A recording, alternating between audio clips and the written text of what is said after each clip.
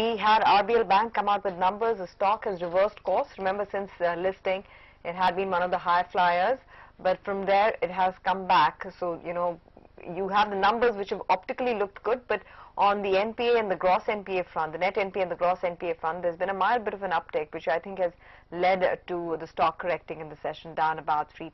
It's part, of course, given that the rally in RBL Bank has been fairly strong, like I said, since listing date. In fact, Vishwavir Ahuja, who's MD and CEO of RBL Bank, joins in to talk more about their numbers.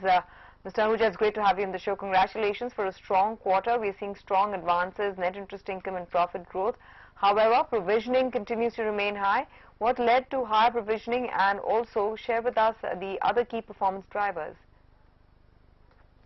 Firstly, I want to be very clear that the performance has actually shown interesting improvement across the board. And as I go along, you know, I will take you through that with greater clarity. First of all, the advances position grew 38%.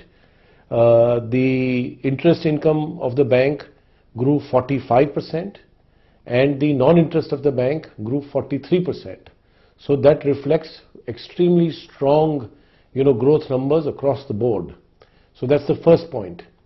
The second point is that the NIM of the bank, the net interest margin of the bank, has steadily grown every quarter since last year and has shown a handsome growth of almost 60 basis points since last year, and now stands at 3.89% for this quarter, which is again very satisfactory indeed. This further reflects into improved ROA, and I want to mention that the credit costs have actually come down. So starting from 30 basis points in first quarter to 22 basis points last quarter, this quarter it was only 20 basis points, and actually they are trending further downwards. So the position should improve, you know, even further into the fourth quarter of this year. The question that you said that about the asset quality or NPA numbers, I want to clarify that we have reported a gross NPA number of 1.56%. Last quarter it was 1.44%, and the previous quarter before that it was 1.46%. In this 1.56%, there is one corporate account specifically, which by itself constitutes 14 basis points of NPA. So which means that if I was to back that off, just that one account, it would be 1.42% for the rest of the portfolio.